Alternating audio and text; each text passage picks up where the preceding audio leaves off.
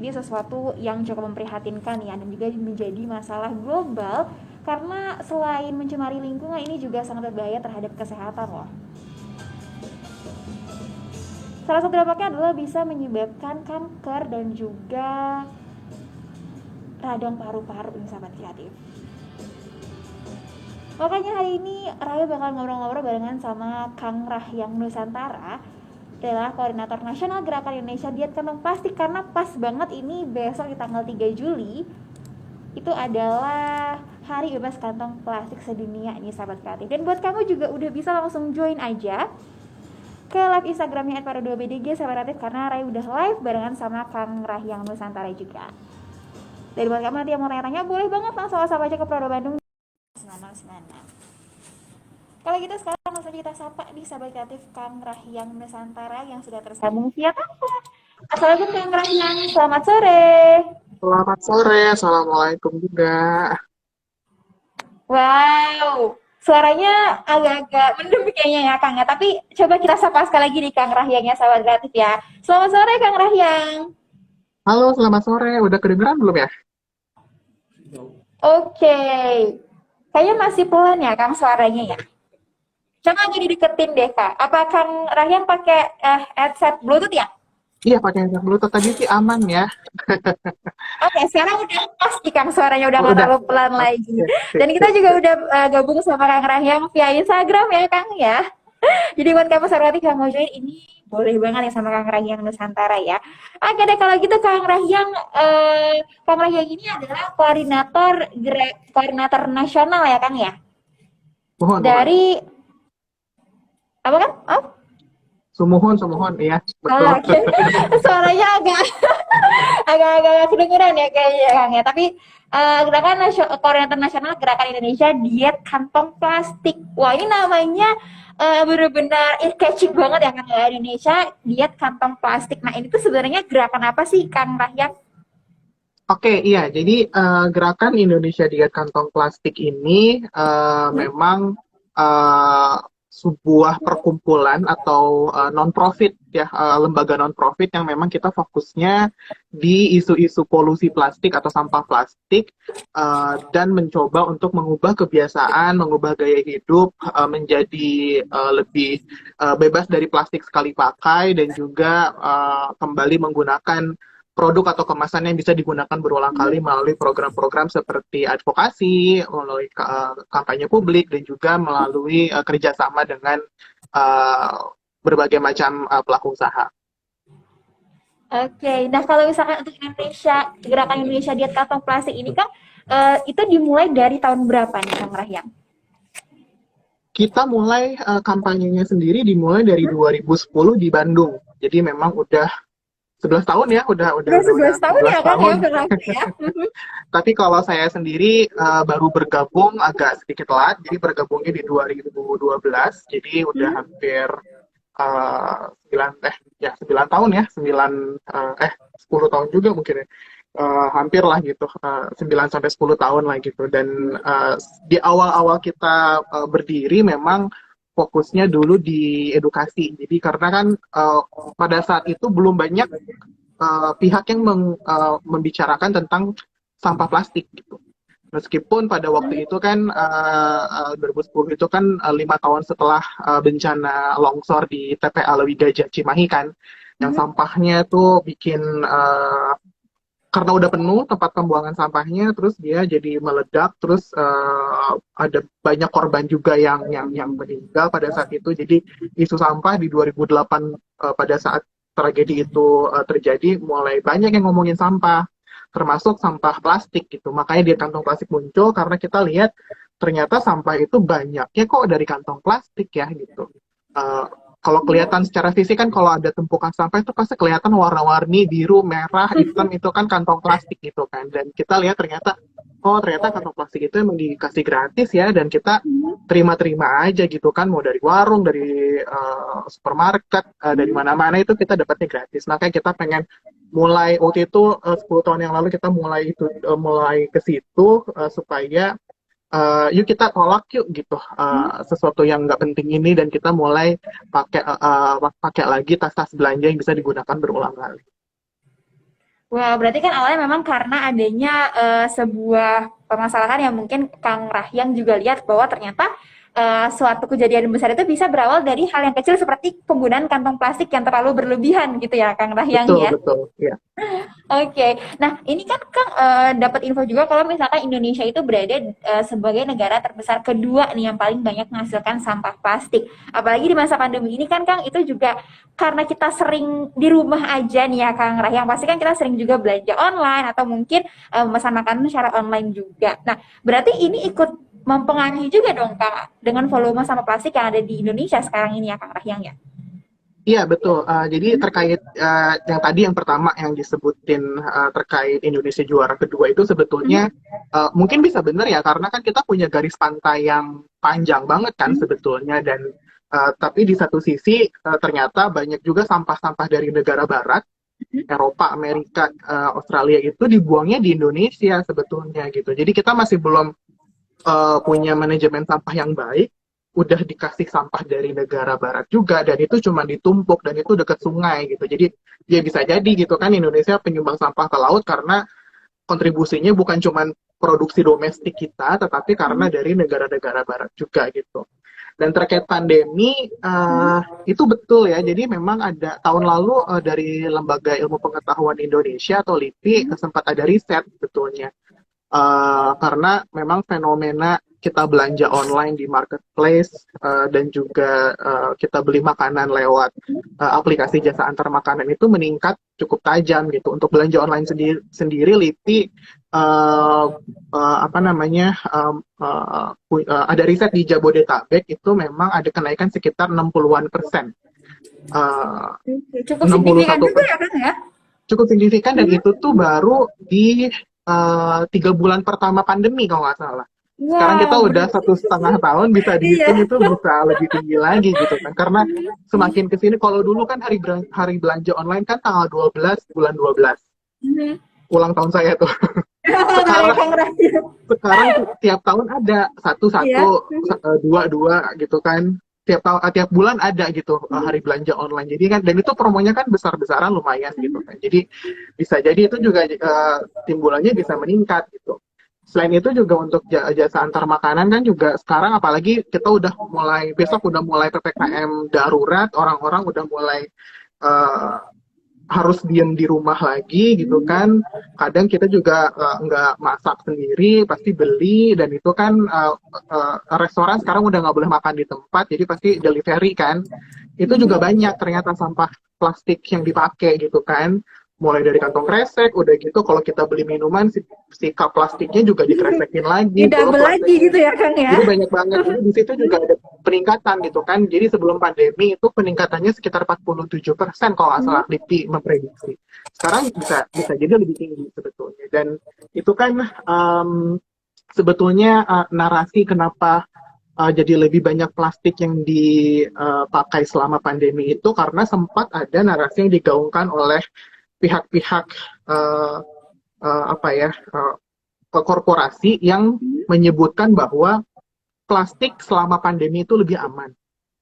Karena konteks berpikirnya, oh kita pakai sekali pakai terus buang. Tapi nggak dipikirin pada saat dibuang itu tuh dikemanain siapa yang ngelola gitu. Kalau memang ada kepercayaan bahwa virus itu akan menempel di plastik yang kita pakai, ketika kita buang berarti kan sebetulnya tong sampah itu jadi sumber virus dong. Sekarang ngumpul di sana semua gitu ya Kang Ngumpul Rahyang di ya. sana semua terus diangkut sama petugas sampah. Berarti kan kita dan petugas sampah kan nggak pakai APD, hazmat dan segala macam ya. Jadi berarti kan kita juga mengorbankan mereka para apa namanya yang mengangkut sampah membahayakan kesehatannya dan bisa terpapar COVID gitu loh. Karena ada riset juga yang menyebutkan bahwa ternyata virus yang menempel di permukaan plastik, salah satunya kresek, styrofoam dan lain-lain itu justru bisa bertahan 3 sampai 5 hari. Wah, lama ya berarti ya Kang ya kalau Betul, bertahan di betul. kantong plastik ya. Mhm. Betul. Jadi memang apa ya? Ya itu cukup mengkhawatirkan lah. Maksudnya kita juga di kantong plastik teman-teman LSM yang lain juga kita tetap menggaungkan informasi kita aman kok pakai ulang. Apalagi kalau kita pakai kemasan yang pakai ulang kan kita pakainya sendiri. Kita bawa ke restoran atau ke tempat minuman boba gitu kan, dan itu kan kita yang pakai, kalaupun memang ada potensi penularan lewat kemasan itu, toh kita yang kena juga, kita nggak membahayakan orang lain gitu loh maksudnya. Kita yang bertanggung jawab sama kemasan kita sendiri gitu.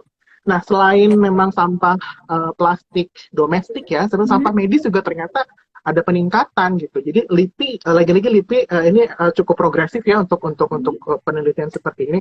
LIPI juga di tahun lalu ada riset terkait sampah medis, karena kan sampah medis banyaknya juga bahannya plastik kan sebetulnya, masker segala macam itu plastik. Mereka menemukan peningkatan sampah plastik di sungai-sungai di Jakarta bisa sampai 5%. Itu di 1 bulan pertama pandemi tahun lalu. Sekarang udah Wow. 1,5 bulan, mungkin bisa terakumulasi lebih banyak lagi. Dan ternyata 16%-nya itu didominasi oleh sampah-sampah medis seperti hazmat, sarung tangan, masker, dan lain-lain gitu. Jadi itu juga, dan kita kan kadang kalau lihat di sosial media gitu atau ada yang share di grup WhatsApp, ada juga tuh yang foto masker medis yang ditemukan di pantai gitu. Terus jadi itu emang nyata. Ternyata ya tadi saya sempat sebut manajemen sampah kita memang belum sempurna, sehingga orang-orang juga belum teredukasi bagaimana mengelola sampah B3 ya, bahan beracun berbahaya, karena kan semua sampah sekarang selama masa pandemi, karena ada potensi penyebaran virus di situ, harus diperlakukan secara hati-hati supaya tidak ada penularan di situ, apalagi sampah-sampah medis ya, medis yang kalau kalau sampah medis yang dihasilkan di rumah sakit, di puskesmas itu mereka udah ada aturannya sendiri bagaimana mengelola itu, aman lah, aman gitu. Kalau kita yang di apa namanya di rumah gitu kan kita nggak punya mekanisme yang seperti itu, bagaimana mengelola sampah medis. Jadi memang kitanya sendiri harus mulai peduli, harus mulai cari tahu supaya kita dan keluarga nggak kenapa-kenapa, dan kita juga nggak membahayakan orang di luar rumah kita gitu pakai sampah Bener banget medis kan, kita gitu. harus menjaga diri kita dan juga menjaga bumi pastinya Kang Rahyang ya. Betul. Sebelum kita lanjut lagi nih Kang, kita mau sapa dulu nih sama-sama kreatif dan juga yang udah gabung barengan sama kita di lagi Instagram @paru2bdg dan juga udah ikut dengerin di 96 FM. Nah, ini juga udah ada pertanyaan yang masuk nih Kang Rahyang dari WhatsApp Para 2 Bandung ya. Ini ada dari Andin, karena yang pengen tanya ke Kang Rahyang. Untuk gerakan Indonesia diet kantong plastik ini kan di awalnya itu sempat ada kesulitan nggak sih untuk edukasi gitu Kang Rahyan? Kesulitan pasti ada ya, apalagi pada 10-11 tahun yang lalu kan isu sampah plastik itu belum seramai sekarang. Mhm. Apalagi kita fokus banget di isu kantong plastik. Jadi memang banyak sekali pertanyaan kenapa sih kantong plastik gitu kan, apalagi dari teman-teman di supermarket, di pusat perbelanjaan, mereka kalau nggak ada kantong plastik terus kita ngasih apa ke konsumen gitu kan. Berarti Jadi masih memang awam gitu ya kan di awal-awal tahun adanya betul. gerakan ini Ya, ya Kang Rahyang ya. ya Mhm. meskipun orang-orang apalagi di Bandung ya gitu, karena kita mengalami sendiri tentang si TP Alawi Gajah di Cimahi itu, eh, mungkin untuk isu sampah aware gitu ya, peduli, tahu gitu. Tapi ketika kita ngomongin sangat spesifik kantong plastik itu ya cukup menantang lah gitu. Jadi kita memang di awal itu uh, cukup banyak yang kita lakukan untuk mencoba publik lebih paham gitu. Apalagi waktu itu kan 2010, 2011 kan media sosial mulai meningkat kan penggunaannya di Indonesia gitu kan. Jadi uh, kita memanfaatkan momentum itu. Jadi kita pakai Twitter, kita pakai Facebook gitu kan. Instagram waktu itu masih belum populer-populer amat gitu.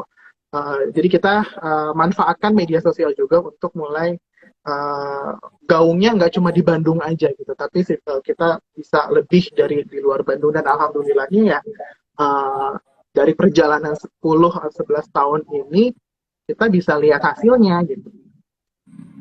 Di berbagai macam kota udah ada hasilnya, dan sekarang di Indonesia dari 514 kota kabupaten yang ada di Indonesia, 55 sudah punya peraturan pelarangan plastik dan pengurangan secara bertahap.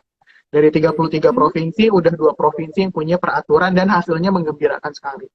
Wow, jadi memang hasil tidak mengkhianati usaha gitu ya, Betul, Kang betul. Hirayangnya. Oke deh kalau gitu Kang Hirayang kita bakalan take a break sebentar ya Kang untuk dengerin lagu dan juga beberapa informasi. Nanti kita bakalan balik lagi barengan sama Kang Rahyang Nusantara masih ngebahas tentang sampah plastik di masa pandemi ini, apalagi menjelang besok ya Kang ada Hari Bebas Kantong Plastik Sedunia. So, stay tune ya sahabat kreatif tetap di live Instagramnya Vera2BDG dan tetap dengerin di 96 FM.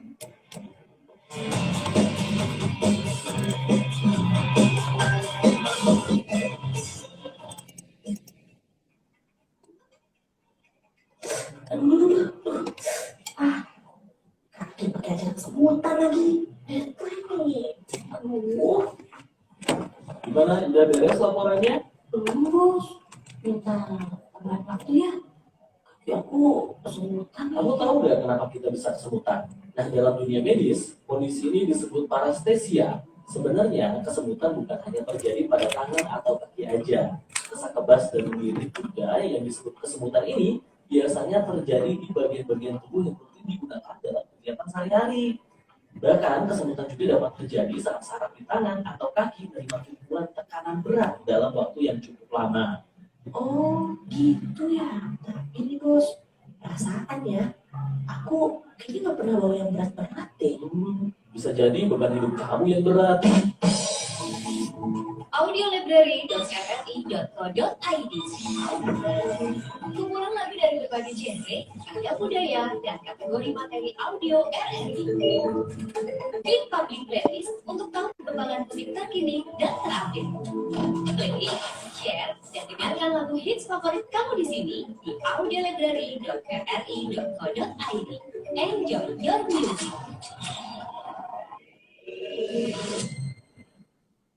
Inilah Radio Republik Indonesia.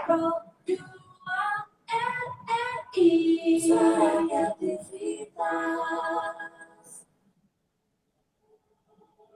Ingatkan dirimu yang pernah menyakiti aku. Kau kecewakan aku, tapi kau maafkan salahmu. Ini berganti kisah menyakiti tapi apa yang terjadi? Kau meninggalkanku.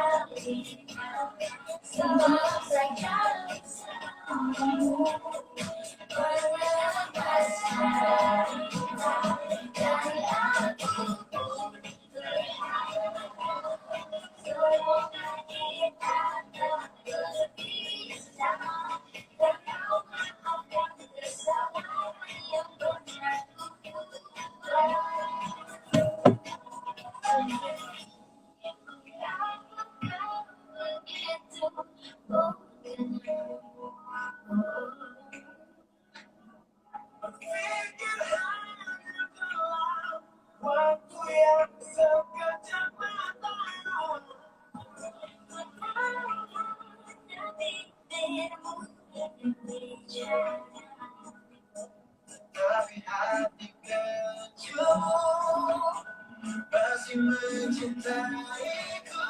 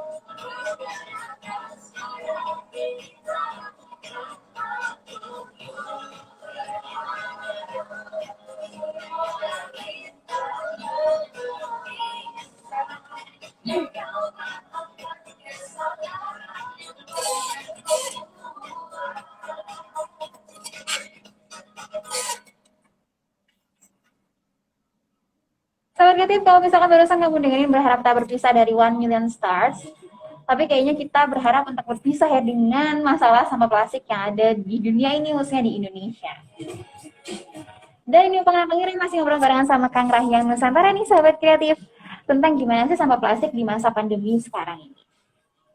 Dan buat kamu sahabat kreatif yang mau tanya-tanya ini, boleh banget kamu tinggal WhatsApp aja ke Prodo Bandung di 081260209696, atau kamu juga bisa langsung join di live Instagramnya @pro2bdg, karena kita masih barengan sama Kang Rahyang Nusantara ya Kang ya. Ya, siap. Oke, tadi kita sempat ngebahas sedikit nih Kang tentang sampah plastik di masa pandemi sekarang ini. Nah, untuk di masa pandemi ini kan kayaknya banyak banget ya, selain juga penggunaan konsumen online, juga ada bisnis online nih Kang yang lumayan kayaknya menjamur ya saat-saat ini. Nah, gimana sih pandangannya Kang Rahyang nih tentang penggunaan plastik di bisnis online gitu Kang? Ya, agak mixed feeling ya sebetulnya, karena di satu sisi kita kalau beli produk yang mungkin bahannya kaca, atau misalkan yang rentan rusak kayak kue misalkan, itu kan perlu dijaga gitu kan, supaya dari selama proses pengiriman itu barang nggak rusak gitu kan. Makanya pakai bubble wrap gitu kan. Jadi kita banyak banget numpuk bubble wrap jadinya dari belanja online gitu kan. Sebetulnya kan itu semua bisa digunakan ulang gitu sebetulnya gitu. Jadi mungkin suatu saat kita mau ngirim ngirim hadiah ke teman, kita bisa pakai itu lagi gitu. Jadi nggak mubazir gitu sebetulnya. Dan kardus-kardus kan kebanyakan memang bisa didaur ulang ya, dan lebih mudah didaur ulang, bisa dipakai ulang juga gitu. Cuman kalau untuk kebutuhan daur ulang, selotipnya harus dilepas-lepasin dulu gitu kan, supaya tidak mengganggu proses daur ulang kertas gitu. Cuman memang masih banyak banget ya toko-toko di belanja online itu pakai kantong kresek buat ngebungkusin si kemasannya gitu. Ngebungkusin paketnya juga kadang pakai kantong kresek gitu ya Kang Iya Rahyang gitu, ya. itu banyak banget kan, dan kantong kreseknya hitam lagi yang jelek banget itu gitu kan. Itu sebetulnya kan nggak perlu ya, maksudnya kalau misalkan ada kardus kan lebih baik pakai kardus sebetulnya gitu, atau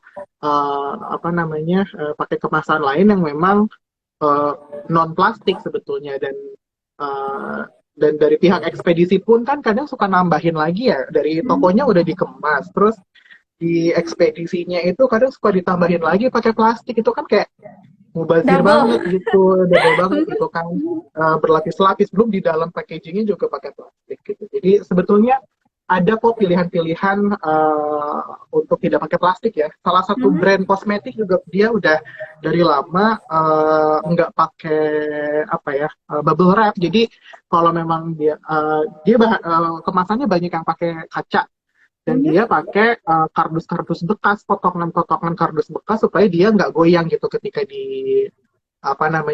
dikirim gitu. Itu kan bisa jadi salah satu solusi juga gitu kan. Pasti toko-toko gitu kan banyak kardus gitu kan yang nggak kepake gitu, pasti itu bisa digunakan tuh gitu. Atau sekarang juga kemarin saya lihat ada salah satu inovasi juga, dia bentuknya mirip-mirip bubble wrap tapi kayak dari pelepah daun atau dari apa gitu. Itu kan juga bisa jadi salah satu ya solusi. Ya, berarti Dan masih banyak alternatif gitu ya Kak ya, untuk sebagai pengganti plastik gitu ya Kak. Jadi Dan ya memang kalau harus kreatif juga. betul, dan sebetulnya yang paling penting adalah kita jangan konsumtif banget, jangan dikit-dikit Mhm. ada promo beli, dikit-dikit ada promo beli gitu kan. Itu kan juga maksudnya belum tentu penting juga kan buat kita produknya gitu. Jadi ya kita juga harus bisa membatasi konsumsi apa sih yang perlu kita uh, keluarkan ya budgetnya gitu. Apalagi masa pandemi kita kan jadinya lebih banyak berhemat gitu. Kalau bisa gitu. Jadi ya itu salah satunya yang prioritas pertama sih sebetulnya kita sebagai konsumen ya sebetulnya Mhm. menahan untuk tidak konsumtif. Tapi kalau dari ekspedisi ataupun dari merchant ataupun dari sitok platformnya itu kalau bisa punya sistem yang memang dia menggunakan kemasan-kemasan yang sudah terbukti lebih mudah didaur ulang seperti kardus gitu kan. Jadinya apa namanya kita nggak kebanyakan plastik gitu loh di rumah. Dan kardus kan juga dia tidak menahan virus lebih selama apa namanya selama kemasan permukaan plastik gitu loh. Jadi itu lebih aman lah sebetulnya ketimbang kita pakai plastik. Oke, Kang Rahyang. Nah, ini juga udah ada pertanyaan yang masuk nih, Kang, di WhatsApp Pro 2 Bandung. Ini ada dari Ayu, katanya pengen tanya nih, Kang. Kalau misalkan kita menggunakan bahan lain selain plastik, misalkan kita menggunakan sedotan yang terbuat dari besi atau bambu gitu ya, Kang ya. Apakah itu mengurangi sampah plastik tapi menambah sampah lain, Kang? Gitu. eh Menambah sampah lain tuh apa ya maksudnya ya? Karena kan si sedotan bambu ataupun sedotan besi itu kan bisa digunakan berulang kali, bisa ratusan kali kalau kita bener merawatnya ya gitu. Nggak hilang-hilangan gitu kan dan kita naruhnya juga bener gitu, nyucinya juga bersih. Uh, Cuman memang di beberapa toko yang pernah saya datengin ada yang jual sedotan besi tapi dibungkusin plastik. Ini mungkin bisa jadi, nah ini mungkin yang jadi Mungkin sampah ini gitu Kang kan. ya. Betul, betul. Harusnya kan dia dikemasnya, saya ada contoh.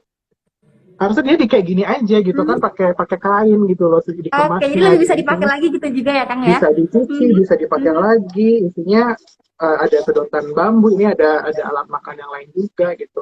Dan ini kan kalau bahan kain kan kalau robek ya kita bisa jahit sendiri kan supaya nggak bolong gitu. Jadinya ya harusnya ya jangan kalau memang pengen menyampaikan pesan-pesan untuk ramah lingkungan, bebas plastik, pakai menggunakan kembali ya, dibungkusin pada saat dijual ya jangan pakai plastik lagi, itu kan malah jadi aneh. Kita jadi mikirnya kayak mau ramah lingkungan tapi kok jadi ada sampah plastik gitu. Mau melawan sampah plastik tapi kitanya menggunakan.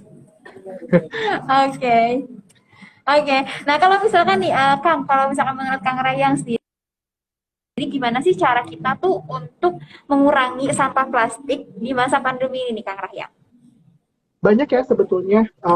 Mungkin kalau apa namanya teman-teman yang tinggalnya di rumah gitu ya, pasti kalau untuk urusan makan minum pasti kan bisa dilakukan di rumah gitu, nggak perlu beli yang udah jadi gitu kan, sama masak sendiri di rumah gitu. Untuk teman-teman yang ngekos seperti saya ngekos gitu kan di Jakarta, Oke. cari rumah makan yang dekat gitu loh. Jadi kita bisa bawa wadah sendiri, dibawa pulang makan di kosan gitu.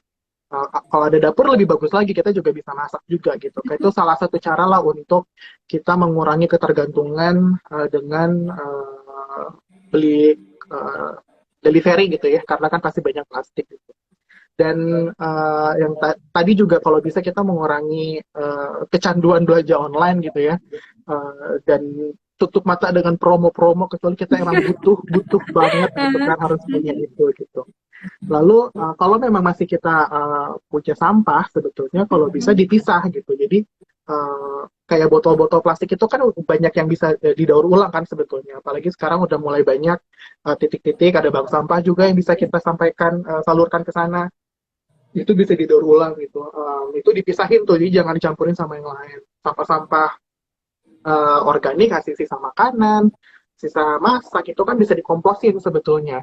Macam-macam sekarang kan teknologi pengomposan kan banyak banget, ada bata terawang, ada takapura. Saya di kosan ngompos juga punya takapura di situ. Dan yang lain ya apa namanya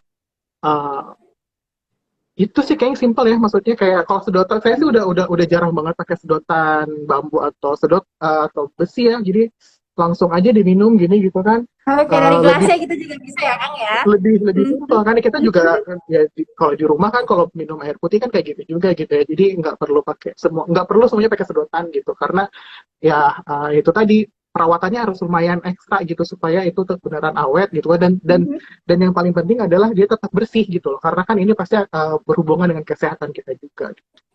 Oke, Kang Rahyang. Nah, ini kan kalau misalkan kita melihat adanya pembatasan penggunaan sampah plastik atau mungkin ada peraturan-peraturan di kota-kota seperti yang tadi Kang Rahyang bilang itu kan berarti adanya peraturan dari pemerintah nih ya Kang Rahyang ya. Betul Nah, kalau betul. menurut Kang Rahyang, ini sebenarnya pemerintah khususnya di Indonesia ataupun di Jawa Barat ya Kang, ataupun di Bandung nih kita ambil contoh itu menurut Kang Rahyang udah efektif atau belum sih Kang dalam pengurangan sampah plastik ini? Em, Progresif iya sebetulnya ya, maksudnya dalam waktu 4 sampai 5 tahun terakhir ini sudah mulai tumbuh kota-kota, kabupaten, provinsi yang mulai punya peraturan dan benar-benar dijalankan gitu. Eh, Meskipun belum satu Indonesia ya, karena tadi saya sebutin kan masih 55 kota kabupaten dan 2 provinsi, masih masih banyak banget PR-nya gitu. Dan di peraturan di tingkat nasional juga disebutkan memang target satu Indonesia itu untuk bisa apa namanya keluar dari ketergantungan plastik, uh, styrofoam, sedotan, kresek, dan berbagai macam jenis plastik lainnya itu di tahun 2030 sebetulnya untuk target satu Indonesia.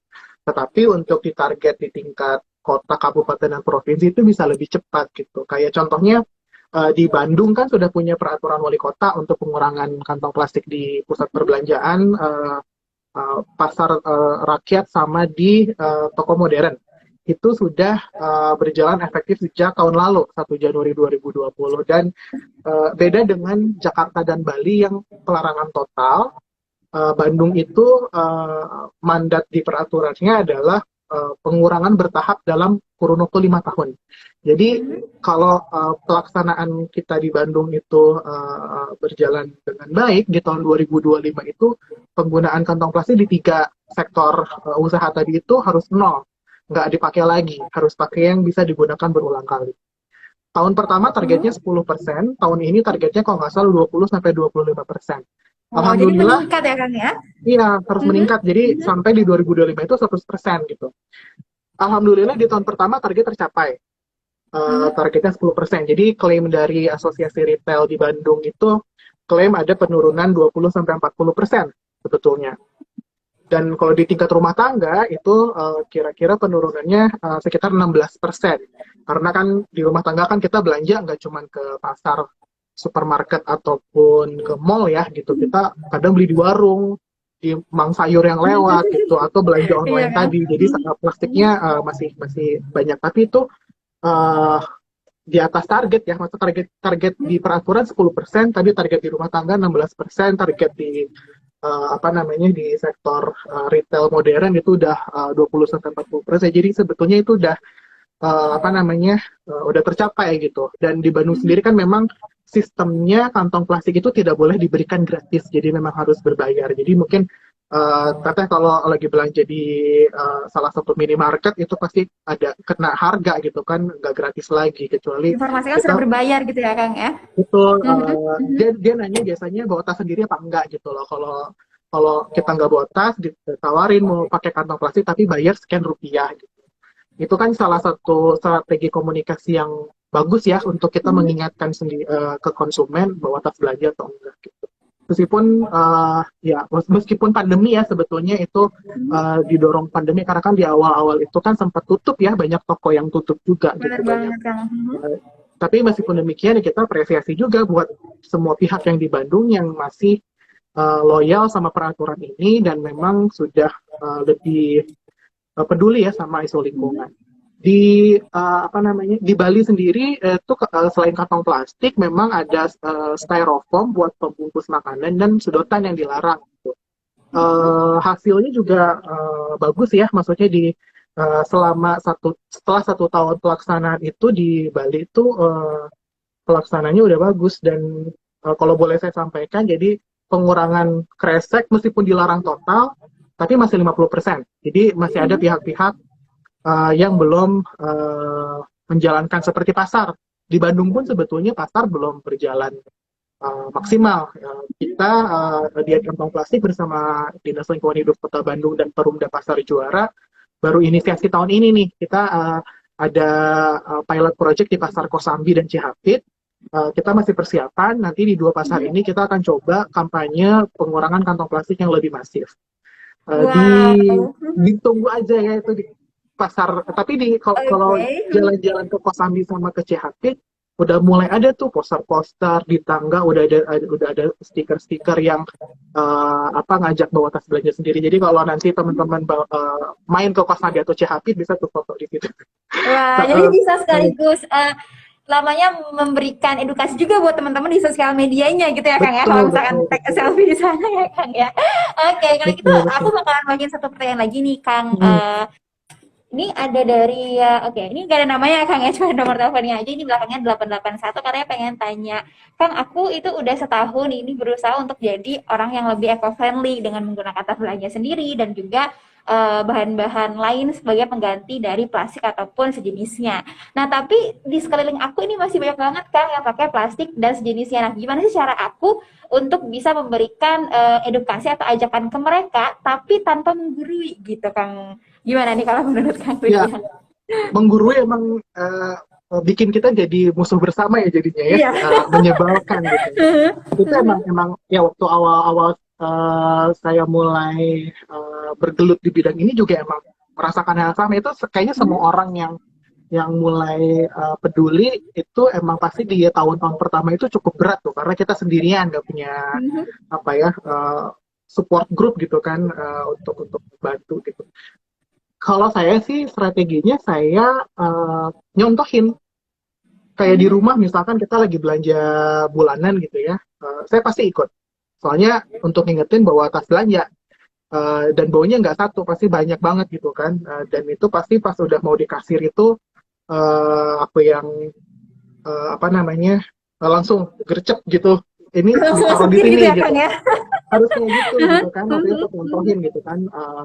Bisa loh sebenarnya dipakai gitu. Bahkan kalau lagi pulang ke rumah pun dan ada tukang sayur lewat gitu kan, dan kebetulan saya lagi ada di situ, kayak bawa baskom gitu ya gitu untuk naruh sayur-sayur, atau bawa tas belanja gitu untuk ngasih contoh juga gitu. Meskipun ya kalau di rumah karena saya juga beda kota gitu ya tinggalnya itu, jadi kadang kalau untuk yang kantong plastik itu mereka udah mulai terbiasa sebetulnya pakai tas belanja kain gitu, mereka udah mulai terbiasa gitu, tapi yang lain belum. Jadi emang yang paling enak tuh dicontohin, biarkan mereka melihat bahwa apa yang kita lakukan ini baik gitu kan, dan kita juga jangan diam-diam aja, kita juga pakai sosial media kita untuk berbagi informasi itu, bisa terkait berbagi pengalaman kita untuk nggak pakai plastik tuh kayak gimana, terus kenapa kita memilih untuk tidak pakai plastik, share fakta-fakta bahayanya plastik dan lain-lain. Apalagi sekarang plastik macam-macam dan nggak cuma dari kantong plastik aja. Jadi di laporan terakhir ada jurnal ilmiah terakhir itu, plastik itu kan akan terdegradasi jadi mikroplastik ya. Seiring berjalannya waktu, terpapar matahari dan segala macam. Beberapa minggu lalu saya dapat kiriman riset jurnal yang menyebutkan bahwa ternyata partikel mikroplastik itu sudah ditemukan di jaringan paru-paru kita. Jadi kalau kita ini memang nyambung sama artikel sebelumnya gitu ya. Ternyata kalau kita bakar sampah itu ada mikroplastik yang keluar juga di asap-asapnya. Dan kita hirup gitu ya Kang ya?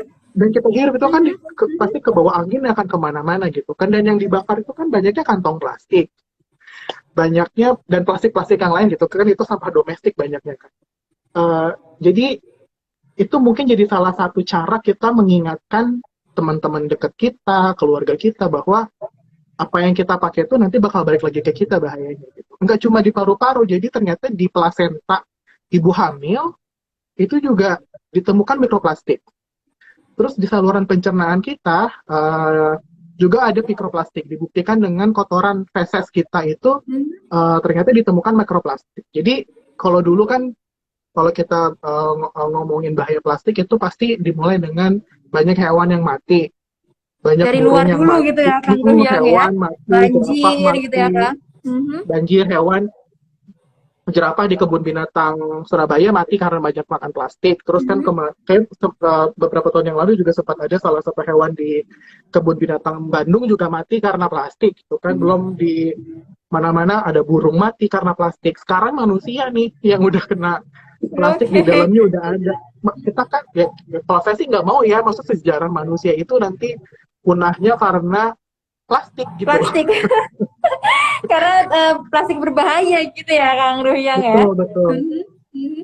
Jadi ternyata memang kalau misalkan kita udah punya kebiasaan baik, itu kita bisa dengan mencontohkannya terlebih dahulu. Dan lagi sekarang udah apa-apa tuh bisa di-share di medsos ya Kang ya. Jadi karena ini hal Betul. positif, bisa banget untuk kamu share nih sahabat kreatif di medsos gimana sih caranya untuk mengurangi sampah plastik dan juga keuntungan-keuntungan dari mengurangi sampah plastik.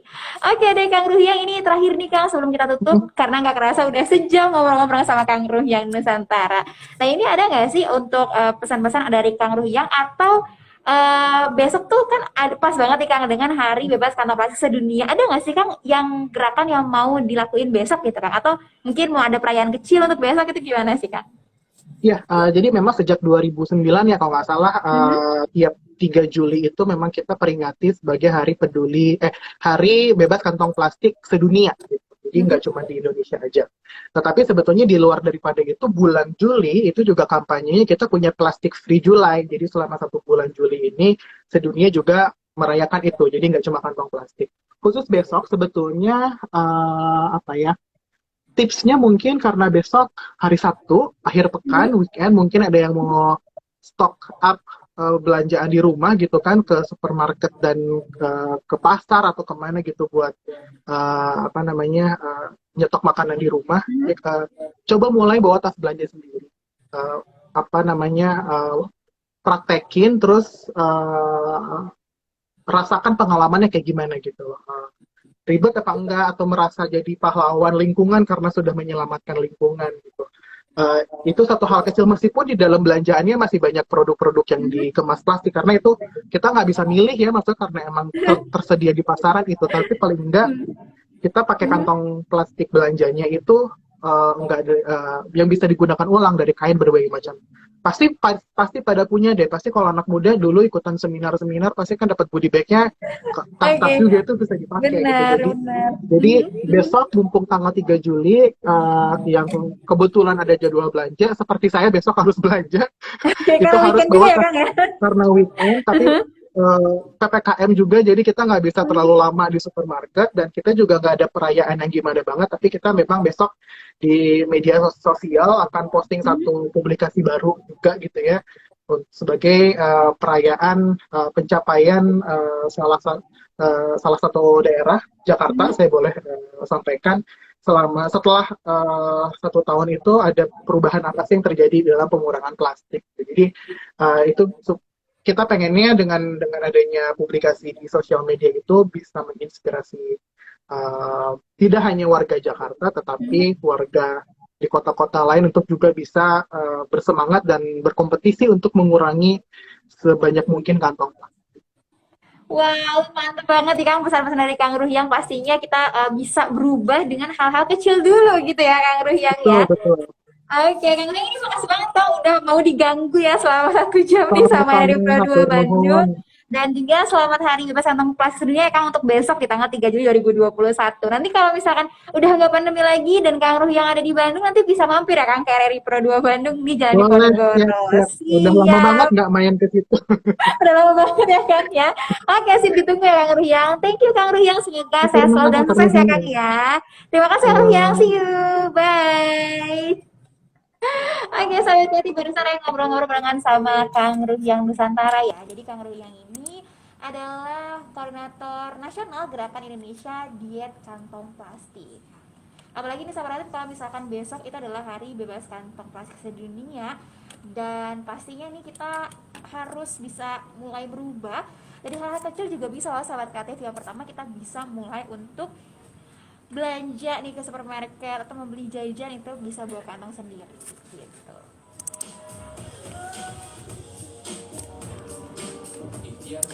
Terima kasih Sobat Kreatif, sampai jumpa, see you.